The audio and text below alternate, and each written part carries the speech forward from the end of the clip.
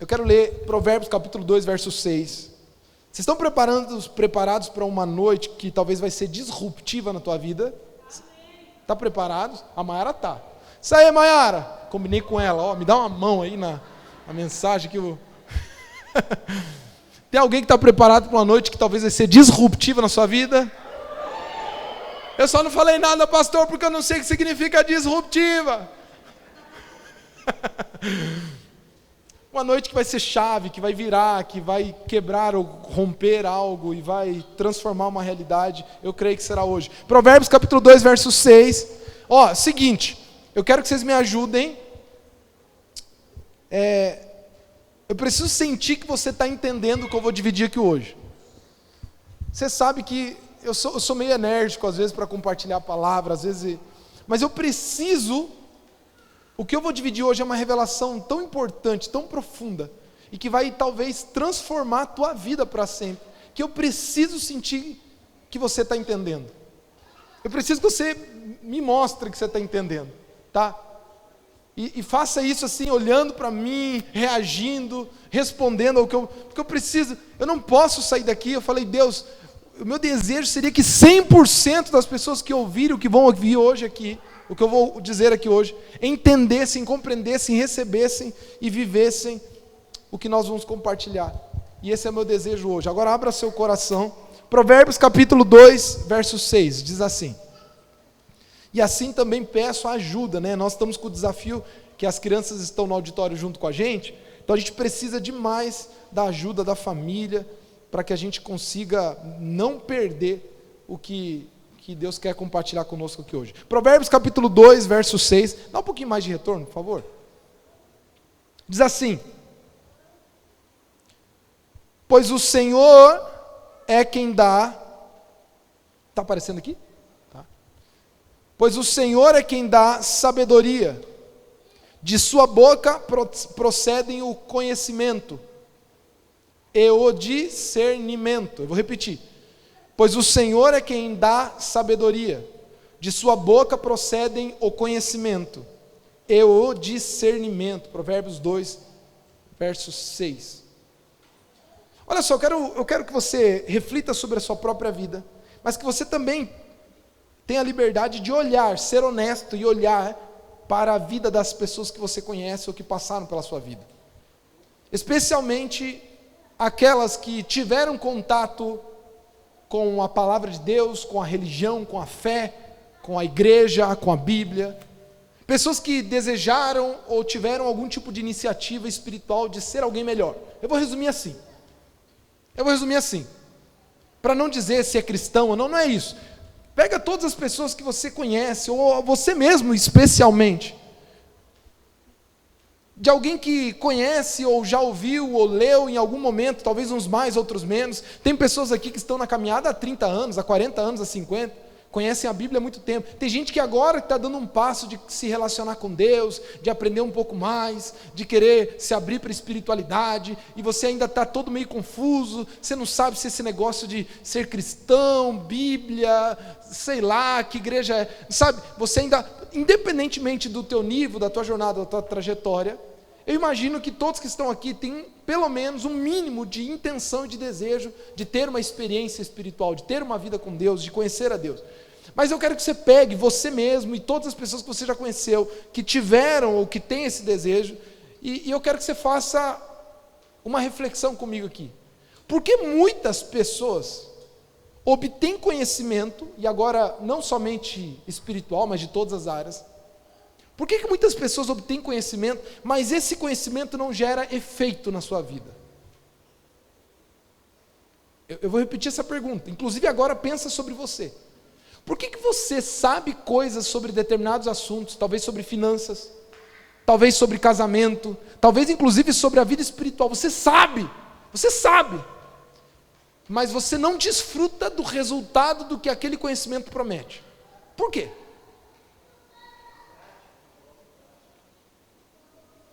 Mas só colocar, né? Por que você não coloca?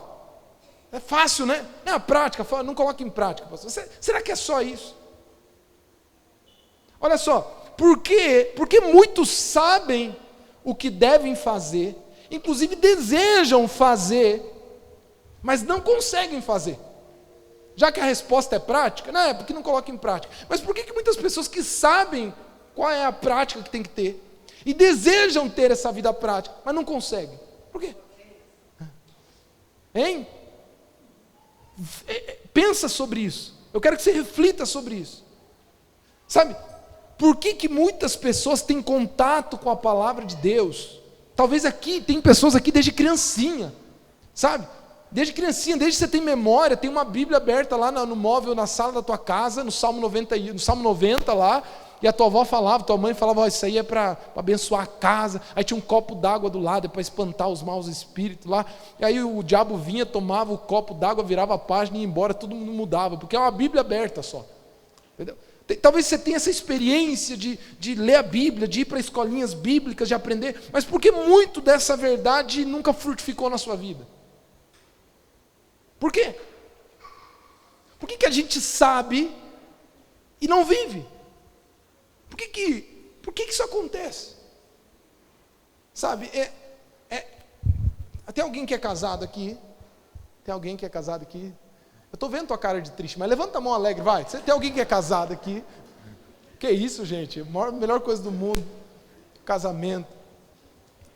Mas o casamento é uma grande escola exatamente disso, né? A tua mulher já falou 10.000 vezes. Você ouviu 10.000 vezes. Você sabe daquilo que ela disse. E você inclusive entendeu o que ela disse, mas você não faz. Isso é comum no casamento. E vice-versa. Por que eu digo no casamento? Porque ele te dá aquela experiência rotineira, cotidiana, em que dá para mensurar o quão recorrente é algumas coisas. Talvez não tenha ninguém mais próximo do que o teu cônjuge. E que ele vê o quanto algumas coisas ainda você continua insistindo em fazer da mesma maneira, em ser da mesma forma, em se comportar da mesma maneira. Sabe quantas vezes já falou lá sobre o calçado, sobre a toalha, sobre a forma de lavar a louça, sobre quantos combinados já foram feitos, quantas discussões, mas por que não muda? Assim é o ser humano. Sabe, quantos de vocês aqui já viram palestras, vídeos no YouTube, posts de Instagram, já salvou um monte, passo 1, passo 2, passo 3, sobre ansiedade, sobre resolver problemas, sobre preocupação, e nada muda? Por quê? Meu irmão, eu cresci numa cultura evangélica,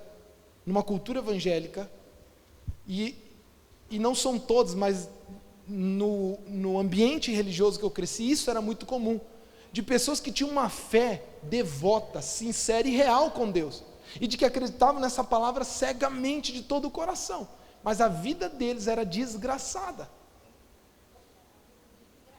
Pessoas que tinham acesso a essa palavra, que os instruía sobre como ter um casamento feliz, e os seus casamentos estavam sendo destruídos, de como prosperar, mas estavam vivendo escassez o tempo todo, de como crescer espiritualmente, mas ainda estavam tropeçando nos mesmos pecados, nas mesmas falhas de sempre, e assim muitos caminhavam a vida inteira, sabe? O que acontece? Por que nós somos assim? O que falta em nós? Eu quero te levar a uma compreensão de uma mensagem chamada o caminho para a sabedoria. Existe um caminho que te leva à sabedoria. Existe uma trilha, existe um passo.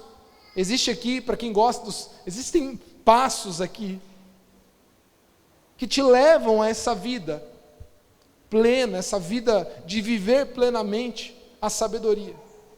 E agora eu quero que você leia atentamente alguns textos comigo. 1 Reis capítulo 4, verso 29.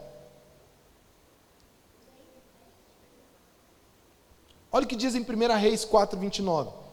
Deus deu a Salomão sabedoria, discernimento extraordinário e uma abrangência de conhecimento tão imensurável quanto a areia do mar. Eu quero que você preste atenção em 3 palavras aqui, que quem é ligado já está começando a perceber uma coisa. Olha o que o texto diz.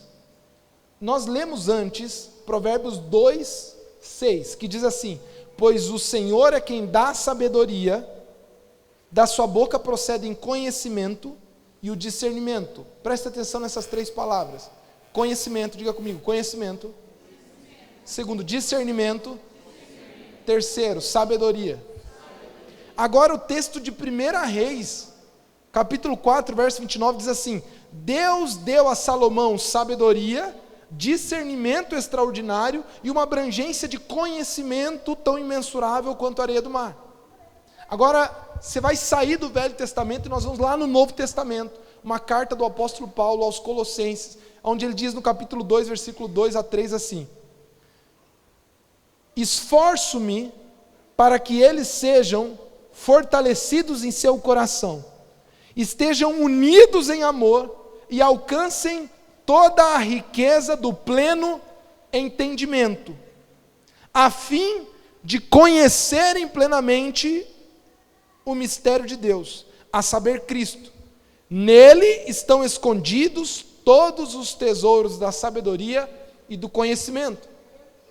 Se você está prestando atenção, existe uma recorrência de 3 palavras aqui nesse texto. E eu não vou ler aqui, mas eu encontrei pelo menos 23 versículos que colocam uma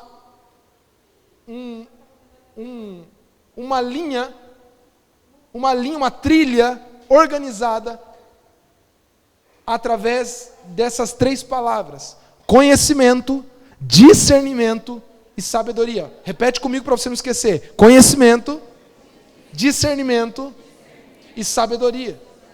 E quando eu mergulho na palavra de Deus e começo do Velho Testamento e chego na revelação no Novo Testamento, Deus me leva a uma compreensão muito óbvia, simplória e até boba, depois de dita, mas transformadora. Existem 3 estágios para chegar à sabedoria plena.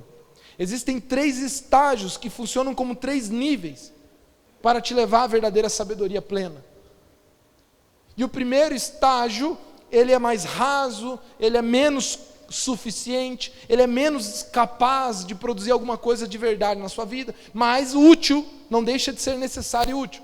O segundo, muito mais eficiente, muito mais pronto, muito mais capaz de te mover, de te transformar de alguma forma, mas ainda não é completo, embora necessário. E o terceiro é onde claramente nós podemos dizer, realmente alguém entendeu e vive a verdadeira sabedoria. E o primeiro estágio que te leva à sabedoria é o conhecimento. O segundo é o discernimento. E o terceiro é propriamente a sabedoria. Toda a revelação das Escrituras no Velho Testamento, e Paulo vai concluir isso quando ele fala sobre Cristo, ele coloca 3 níveis diferentes de compreensão e de entendimentos, que tem a ver com conhecimento, discernimento e sabedoria. E eu quero que você, por uns segundos, preste atenção, por alguns minutos, preste atenção, porque entender cada uma dessas 3 palavras, entender cada um desses 3 elementos, entender o que é isso, pode mudar a sua experiência com Deus, pode mudar o seu futuro e a sua vida em todas as áreas da vida, e pode mudar toda a sua história, por mais simples e pequeno que pareça. A resposta para as perguntas que eu fiz no início dessa mensagem se encontram nessas 3 palavras: conhecimento, discernimento e sabedoria. Alguém está comigo aqui? Primeiro, anote aí: conhecimento. Conhecimento é informação. Conhecimento é informação. Conhecimento é a mera informação. Conhecimento é a mera descrição de algo. Conhecimento é uma ciência, é uma consciência. Conhecimento é a capacidade de saber algo. Conhecimento é a informação pura. E existem 4 coisas que você precisa entender sobre o conhecimento. O conhecimento, ele tem essas 4 características, fazem você entender o conhecimento, para que você entenda por que talvez a sua vida não muda. Primeiro, o conhecimento ele é externo, ele está fora de você. O conhecimento ele está por aí.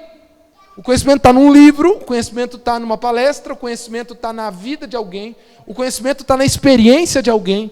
O conhecimento não está em você. Você não obtém o conhecimento, você não tem o conhecimento. O conhecimento não está com você. A primeira coisa que eu quero que você entenda é: você não tem o conhecimento. Ele em algum momento, você pode ter agora, mas em algum momento ele esteve fora de você, ele é externo.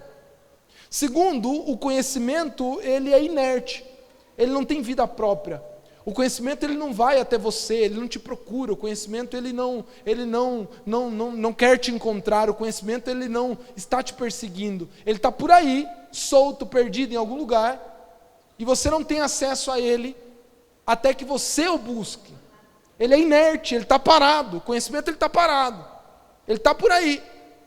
Mas tem uma outra coisa que você precisa entender sobre o conhecimento. Ele é disponível. O conhecimento está totalmente disponível. Inclusive, especialmente nesta geração em que estamos vivendo, neste momento da história que estamos vivendo, nunca houve tanto acesso ao conhecimento quanto temos agora. Nós estamos disponíveis, nós estamos prontos para ter qualquer tipo de conhecimento. Está aí, está na nossa mão. Eu já falei, já comentei isso com algumas pessoas, sabe? Hoje, se você quiser, você consegue assistir uma aula de uma pós-graduação de Harvard, de um dos melhores professores em alguma matéria lá, gratuita. Você não precisa nem pagar por isso, está lá disponível. Hoje existe o conhecimento, se você pegar o acervo público, que é disponível para qualquer pessoa da humanidade, de literatura, que você encontra na internet, você não precisa nem comprar o livro, você pode ler, está lá. Você tem lá o conhecimento vasto, um conhecimento riquíssimo, está lá. Meu irmão, a tua Bíblia está lá, está aí. Não é a falta dele, mas o problema é que o conhecimento é como essa Bíblia aqui, ó. Ela está fora de mim. O conteúdo não está em mim. Aquela palavra não está em mim, está fora de mim. E aquilo está parado, é inerte. Assim é todo o conhecimento, seja ele bíblico, seja ele de Deus, ou seja ele de algum aspecto humano, técnico, um conhecimento da tua profissão, ele está lá. Ele exige alguma coisa. Ele não vai fazer nada, ele não vai te procurar, ele não vai te buscar, ele não vai te procurar e dizer, olha, venha, me leia, ele não vai fazer assim. Me busque, me entenda, me compreenda, não. O conhecimento, ele é paradinho. O conhecimento, ele é externo, ele é inerte, mas ele está disponível. Mas não somente disponível, ele é acessível. Qualquer um de vocês pode adquirir conhecimento. Qualquer um. Qualquer um de nós aqui tem o mesmo potencial de saber. Eu sei que talvez alguns aqui tenham condições pessoais, físicas, psicológicas, ou até genéticas de compreensão, de inteligência, mas na grande maioria aqui, nós temos a mesma condição de saber de algo. Nós temos a mesma capacidade de aprender algo. Sabe, quantos aqui já falaram? Eu sei que existem inteligências, tem um estudo que fala sobre as 9 inteligências, e que existem predisposições naturais para determinado tipo de inteligências. Tem pessoas que têm uma inteligência espacial. Parece que poucas mulheres nasceram com inteligência espacial. Mas tem gente que essa inteligência de estacionar, de proporção, de tamanho, né?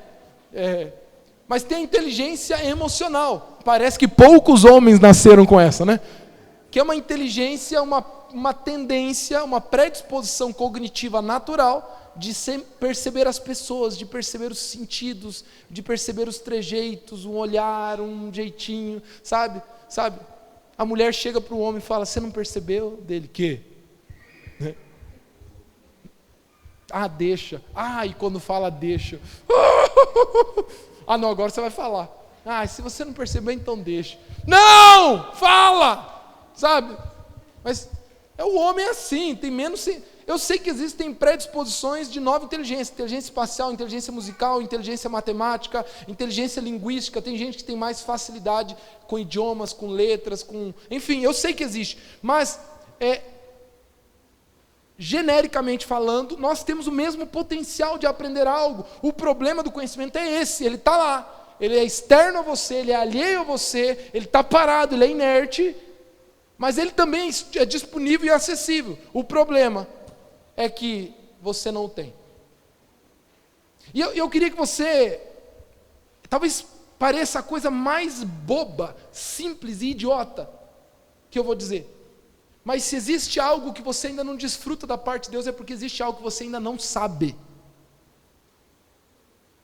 Oséias capítulo 4, verso 6 diz assim: o meu povo foi destruído porque lhe faltou.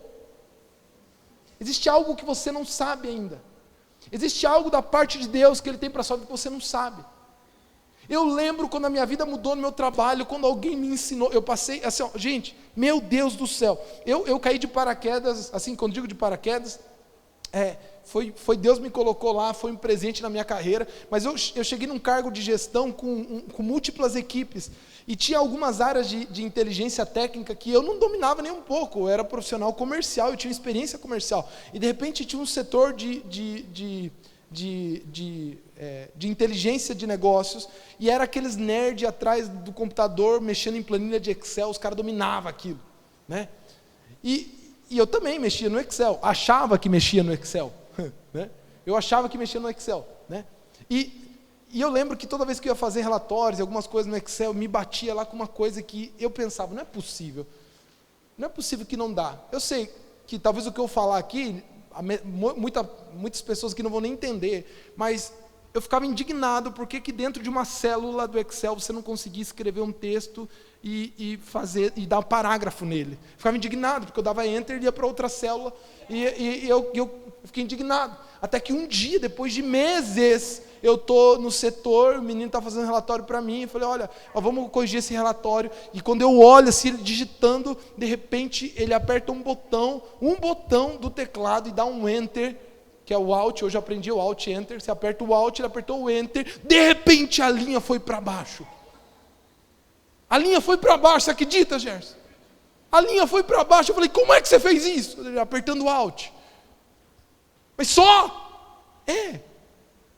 Onde você aprendeu isso? A primeira coisa que você aprende num curso de Excel, ele falou, sei lá, está nos primeiros módulos. Eu falei, eu só não tinha e porque eu não tinha um conhecimento, eu sofria, eu fazia os relatórios errados, eu fazia com uma diagramação que não ficava boa, ficava horrível, porque eu só não sabia algo que outro sabia, me faltava só um conhecimento.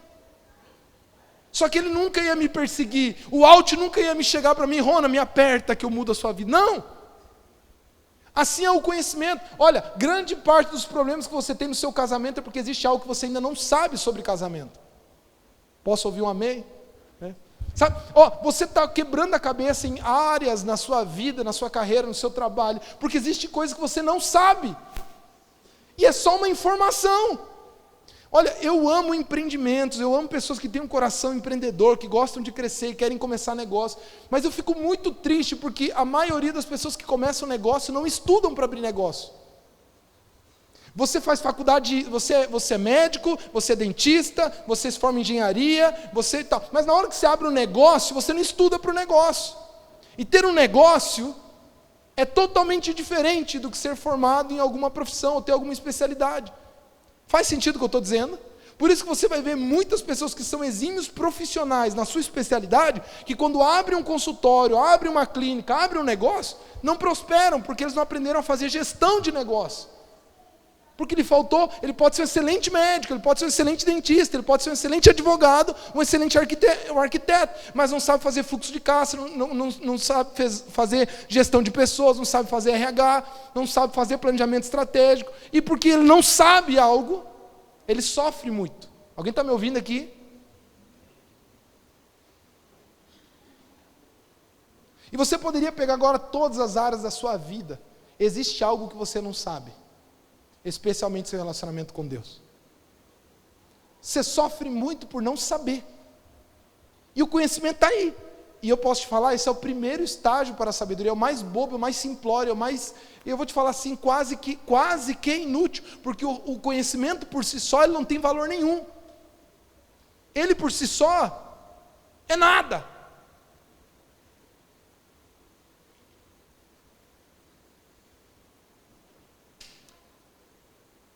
Eu vi um pastor uma pessoa contando que há um tempo atrás, há muitos anos, ela sofreu com uma crise tremenda, uma crise financeira, uma batalha. O negócio dela estava passando por uma crise terrível, e ela precisava salvar a situação, estava perdendo casa, tudo, enfim, e ela precisava de um milagre. E ela orou fervorosamente para Deus, dizendo: Deus, faz alguma coisa, me salva hoje. Eu vou dedicar minha vida, eu já dedico, eu tenho tentado fazer o certo, mas meus negócios deram errado, me salva. Faz alguma coisa, faz um milagre. Eu preciso de algum milagre. E eu vou no culto hoje. Foi no culto. E tinha um conferencista, um congressista, um cara que era um autor, e era um cara muito rico. Ele tinha prosperado em outras áreas de negócios da vida e dedicava a vida agora à pregação do evangelho, ao ensino, e escrevia. E chegou ao fim do culto, e muitas pessoas estavam falando com aquele homem, mas aquela pessoa endividada, aquela pessoa que estava mal, ela fez uma oração: Deus, eu não sei porquê, mas eu estou sentindo, eu vou falar com esse homem. Faz alguma coisa, é minha última chance, eu não aguento mais. E a pessoa vai, corta fila e tal, chega, olha no olho desse homem e fala: olha, eu orei a Deus para ter essa conversa com você. Minha situação é assim, assim, assada, eu estou desesperado. Eu não sei porquê, mas eu acredito que você pode me falar algo, faz alguma coisa. Ora por mim, tira essa zica, eu não sei o que é. Faz alguma coisa. A pessoa está no desespero, ela acredita nisso. Aquele homem olhou assim, viu que era algo tremendamente sério. Falou: só um minuto. Foi para uma salinha, para um gabinete, pega e volta com uma caixinha. Ele falou: olha, pega essa caixinha e só abre em casa. E aquele homem ficou tocado, criou expectativa, não tinha como, né? Ele falou: meu Deus, deve ter um pacote de dinheiro, alguma coisa aqui, meu Deus do céu. E saiu para casa. Meu Deus, muito obrigado. Oraram juntos, chegou em casa.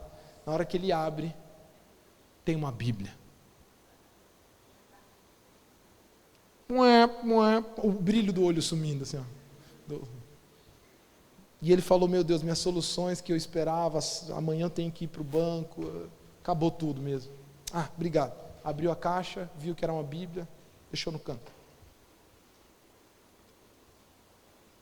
Aquele homem perdeu empresa, perdeu casa, a vida mudou, começou do zero de novo, sofreu muito, sofreu, quase perdeu o casamento. Passaram-se anos. E de repente aquele homem volta naquela cidade, volta na mesma cidade. E o rapaz endividado é tomado por um sentimento de injustiça, assim, espiritual. Falou: poxa, eu abri meu coração para aquele cara, contei os meus dilemas, o cara me dá uma Bíblia, tudo bem, eu sei que é, mas eu já tenho Bíblia em casa, eu já conheço a Bíblia, eu sou cristão, eu precisava de dinheiro, eu precisava de uma direção, de uma instrução, alguma coisa. E aí ele voltou, e depois de anos, e procurou o pregador no final. Ele falou: olha, eu queria falar com você. O pregador olhou assim para ele e falou: rapaz, você não me é estranho não. Ele falou: sim, sou eu. Há anos atrás você veio aqui e eu contei minha história. Ele falou: eu lembro, claro que lembro, como não? E sorriu. E aí, como é que foi?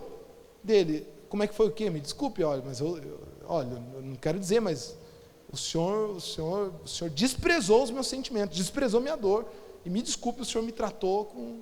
Eu abri meu coração, fui sincero, e olha, eu cheguei em casa, ele abriu?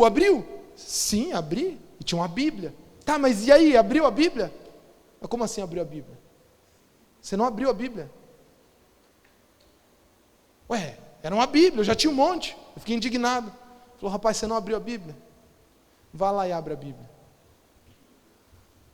Ele vai para casa, abre a Bíblia, tem um cheque. Dentro da Bíblia tinha um cheque, com o valor mais do que necessário para ele resolver os seus problemas. O problema é que agora já tinha passado o tempo. Eu sei que é só uma história, mas existe alguma coisa que às vezes está a um palmo da sua mão, que você desconhece, e ela não vai te procurar. Assim é o conhecimento.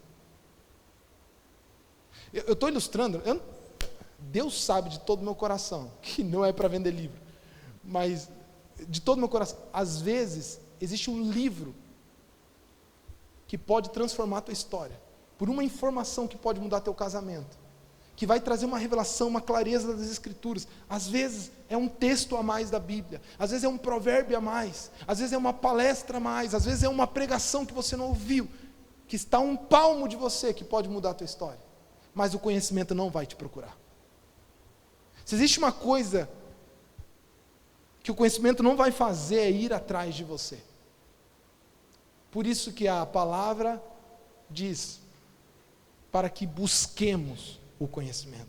Não se busca algo que não precisa ser encontrado.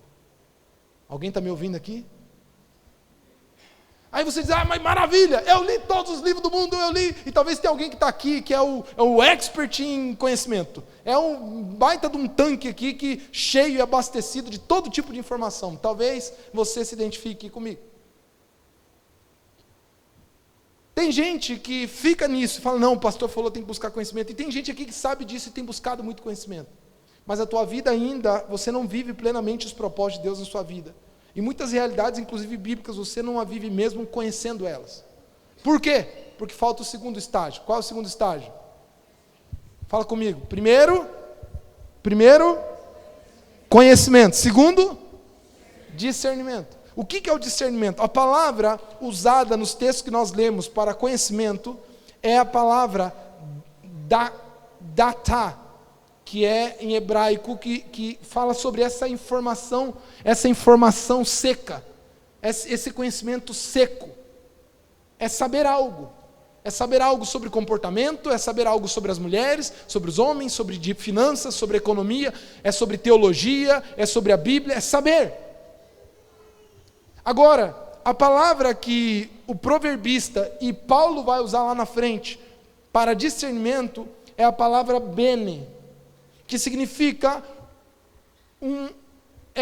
o sentido hebraico é como se fosse um abraço da alma.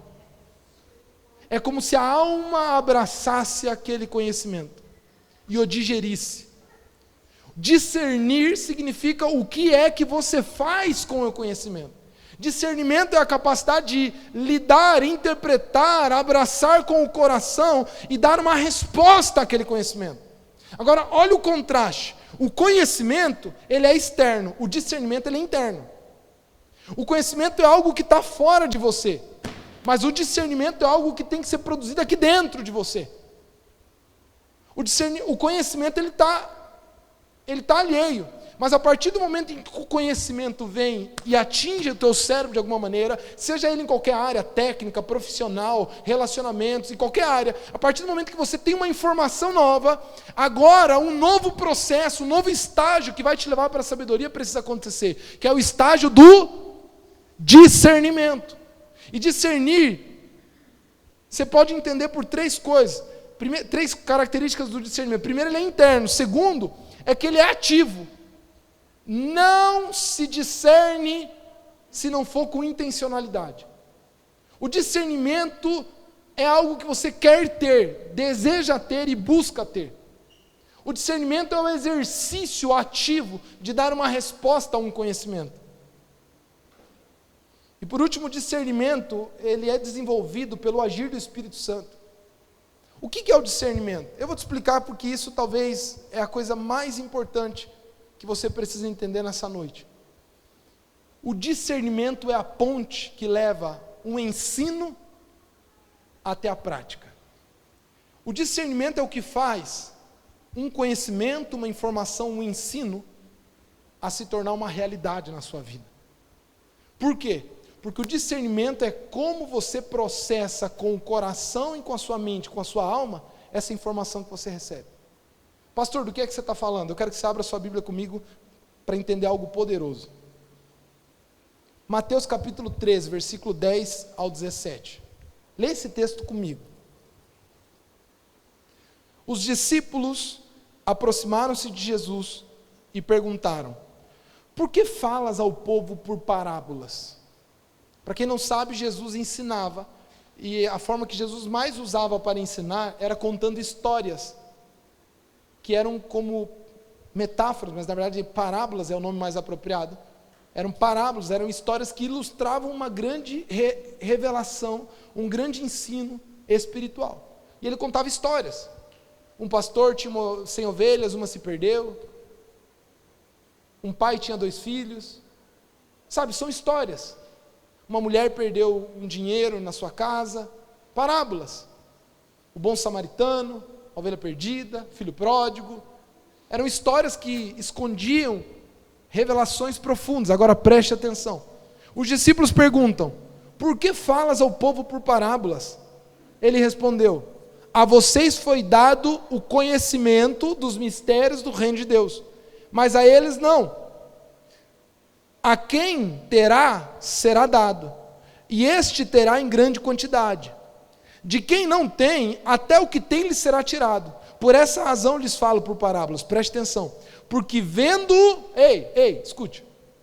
Porque vendo, eles não veem. E ouvindo, não ouvem nem entendem. Nele se cumpre a profecia de Isaías. Ainda que estejam sempre ouvindo, vocês nunca entenderão. Ainda que estejam sempre vendo, jamais perceberão. Pois, aqui é a chave.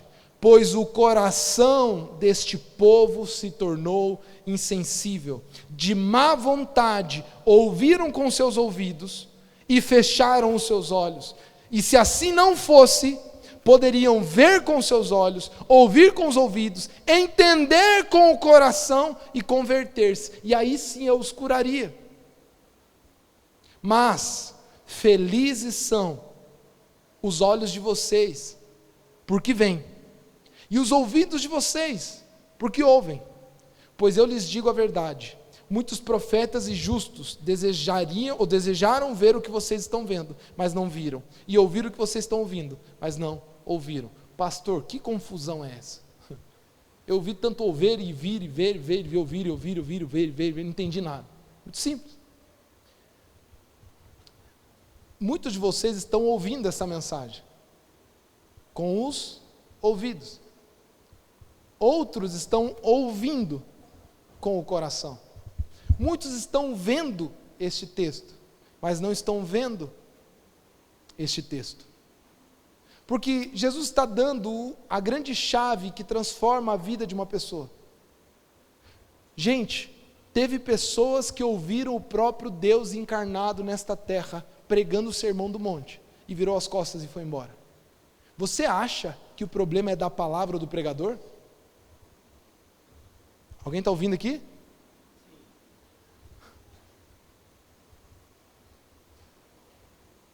Meu irmão, os discípulos não tinham Bíblia. Eles tinham que ficar ouvindo o que um falava para o outro e tentar manter o conhecimento ao longo, e alguns começaram a registrar os relatos de Cristo, e daí surgiram os evangelhos. Você tem esse livro compilado na sua casa, meu irmão.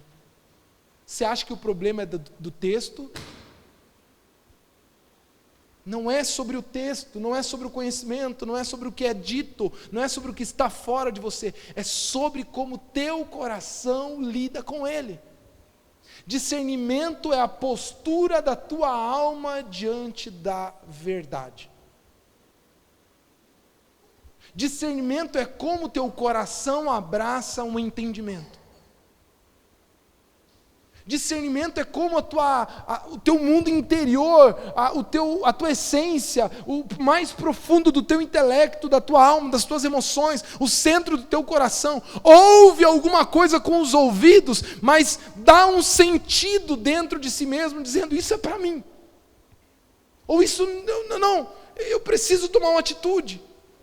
O discernimento é esse exercício da consciência que olha para você mesmo e fala: você precisa fazer algo em relação a isso.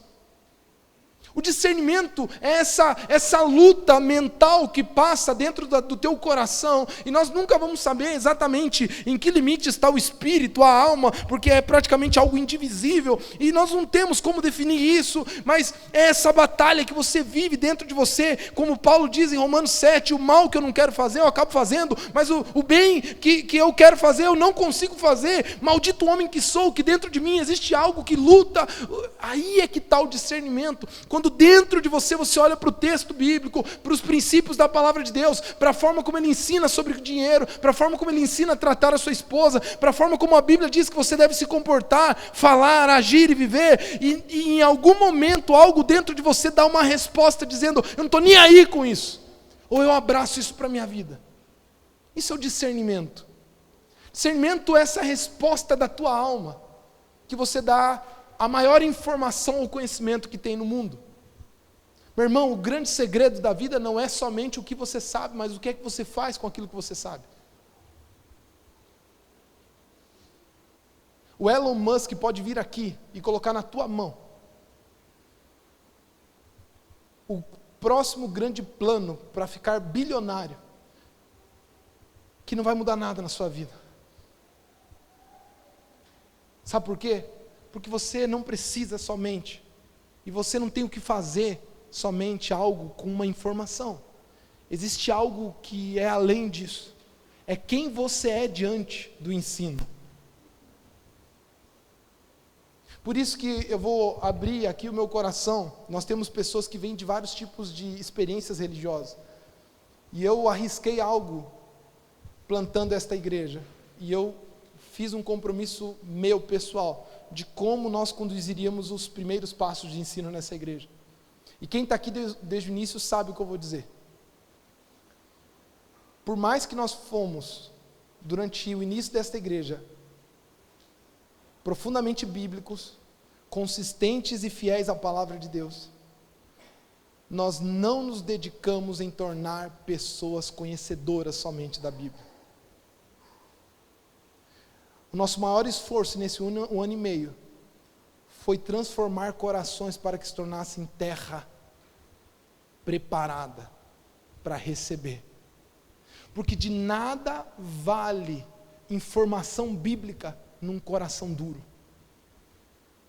De nada vale o maior ensino da humanidade que transforma qualquer realidade numa alma orgulhosa e rancorosa e fechada. Meu irmão, preste atenção. Uma das coisas que nós não abriremos mão na nossa comunidade é ensinar a palavra, fazer vocês lerem a Bíblia e crescerem em conhecimento. Mas mais do que tudo, o meu maior desejo é que nós desenvolvamos uma família humilde, quebrantada, rendida, que está diante de Deus dizendo, Senhor, muda a minha vida. Porque discernimento é o que você faz com o conhecimento que chega até você. Quantas pessoas você já conheceu que arrotam informação, que falam sobre todos os assuntos, conhecem todas as coisas? Você fala sobre economia, ele sabe todas as informações de economia. Você fala sobre relacionamento, ele sabe tudo, passo A, passo B, como que as mulheres funcionam, como os homens funcionam. Mas na sua vida ele não vive aquilo. Já conheceu alguém assim? Não aponta, não. Já conheceu? A pessoa sabe de tudo. Mas é expert. É dinheiro, não é economia, isso, aquilo, outro e tal. Ah, não é política? Meu Deus. Ele te explica tudo, sabe? Não, relacionamento, deixa comigo. Mulher é assim que funciona, faz isso, faz aquilo. Homem também, tal, comportamento. Nossa, como é que está a tua vida? Hein? Porque não é só o que nós sabemos, é o que fazemos com o que sabemos. Eu quero que você leia outro texto aqui comigo, que nós já estamos caminhando para o encerramento. E é aí que nós chegamos à sabedoria. Porque eu vou te dizer uma coisa.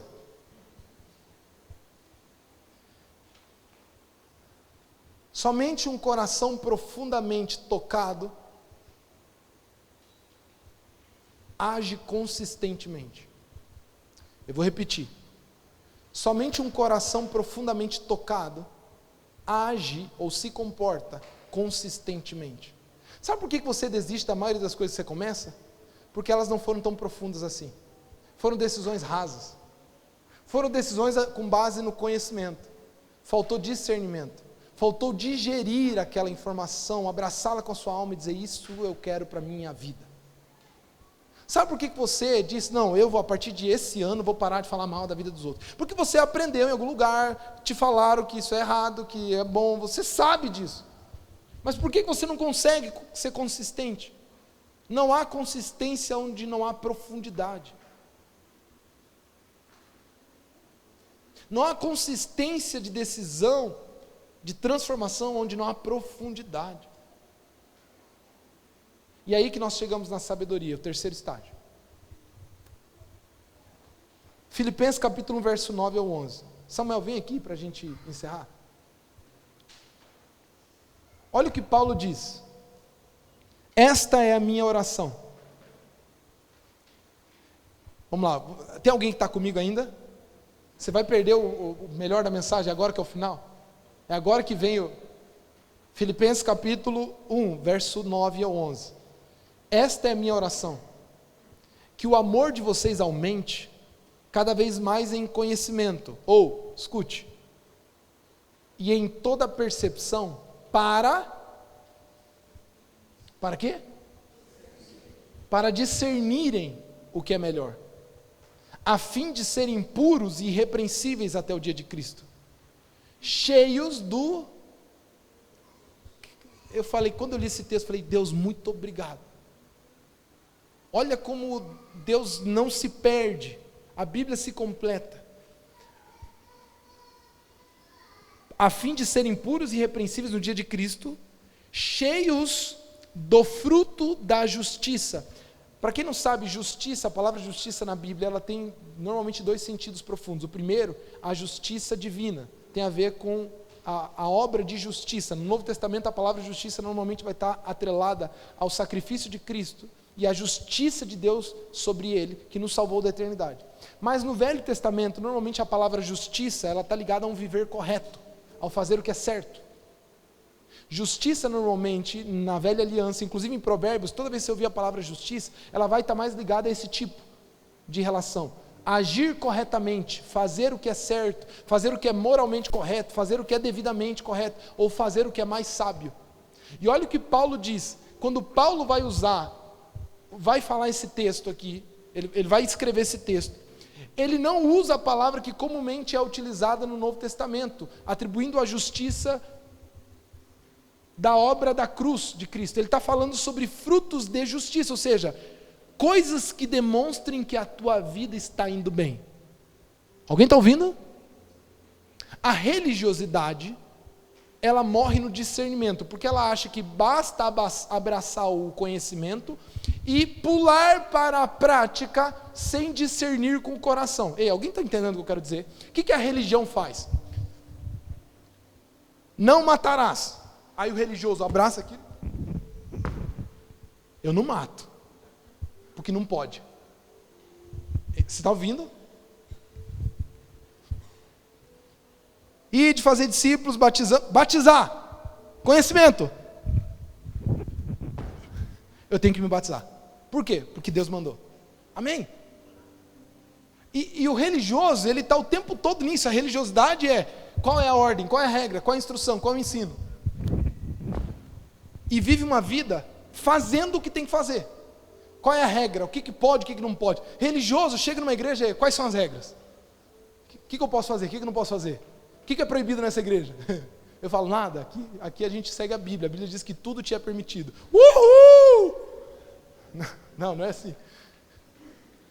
É assim, tudo te é permitido, mas a palavra diz, nem tudo te convém. E aí Paulo joga nas tuas costas uma coisa que o religioso odeia. O que é? O que é? Discernimento, porque discernimento exige coração. Discernimento exige profundidade do coração. O discernimento exige você olhar para o conhecimento, para o ensino e dizer como isso afeta a minha vida, quais áreas precisam ser transformadas, onde é que eu ainda não mudei, por que eu ainda não consigo. Vocês estão entendendo o que eu estou falando aqui? E a partir de um processo digestivo da alma e do coração, de digerir aquele ensino e falar, meu Deus, eu preciso fazer algo. E ele entende que não basta discernir, ele se torna sábio. E o sábio coloca em prática. Olha o que diz Tiago, capítulo 1, versículo 22 e 25. A25, sejam praticantes da palavra e não apenas ouvintes, enganando vocês mesmos. Aquele que ouve a palavra, mas não a põe em prática, é semelhante a um homem que olha a sua face no espelho e depois de olhar a si mesmo, sai e logo esquece a sua aparência. Mas o homem que observa atentamente a lei perfeita, que traz a liberdade, e persevera na prática dessa lei, não esquecendo o que ouviu, mas praticando, será feliz naquilo que fizer. A sabedoria não é o que você sabe e nem o murro no estômago que aquela nova informação te deu, mas é o que decisão e qual atitude você vai tomar a partir disso. E a sabedoria nasce a partir do momento em que algo se torna concreto a partir de tudo isso. Não existe sabedoria na boca de alguém ou no cérebro, e nem no livro. A sabedoria se encontra no viver. Como é que você sabe que alguém é sábio? Como é que sabe que alguém é sábio? Como é que sabe? Com a vida.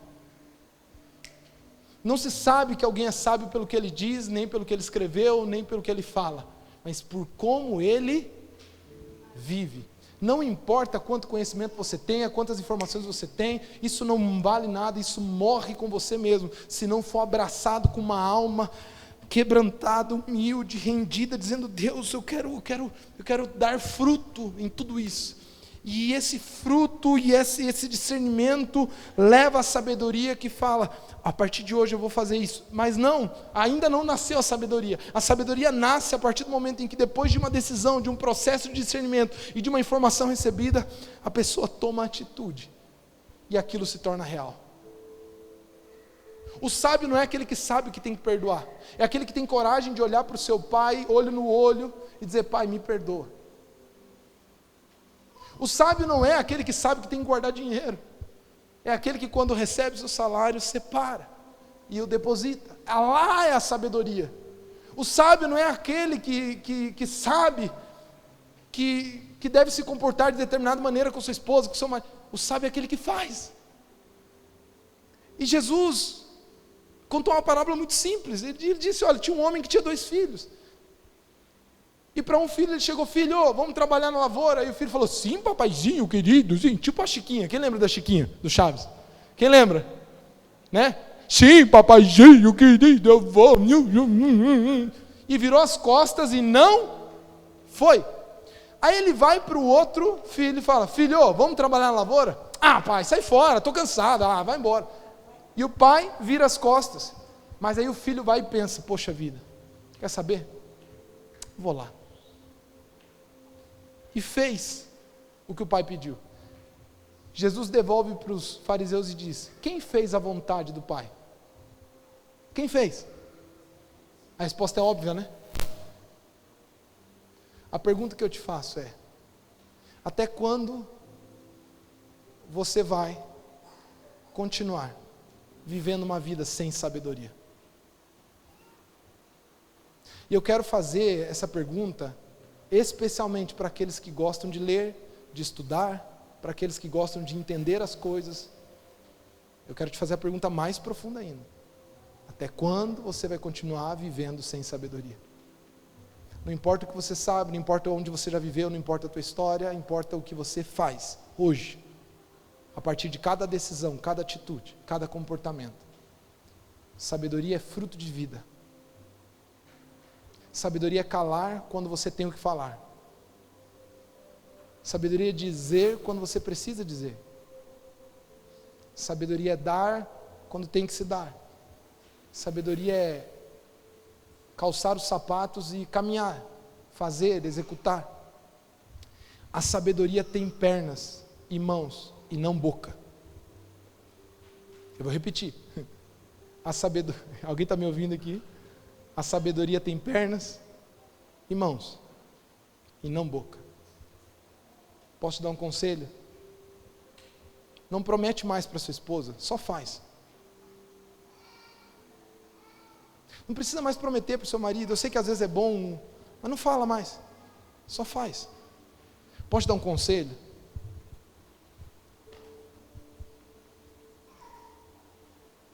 Mais do que prometer novamente algo para Deus, faz uma firme decisão de como será o teu dia a partir de amanhã. Que tipo de vida você quer levar amanhã cedo? Segunda-feira, quando não tem música tocando, não tem ninguém pregando, não tem nada te inspirando. É lá que a vida se manifesta. O desejo de Deus, do Evangelho, é que você conheça um Deus real, vivo, palpável, em cada ato do seu dia, para que você desfrute do pleno conhecimento de Cristo, discernindo tudo que é bom, agradável a Ele, vivendo com frutos de justiça, que é a sabedoria. Eu sei que você tem muitas coisas para viver e transformar na sua vida, eu tenho. Mas o que mais tem me levado a progredir nas áreas que eu mais tenho fraqueza, foi entender que saber não basta. Entender também é bom, e compreender também, mas não resolve. É o que eu vou fazer a partir disso. Fique em pé.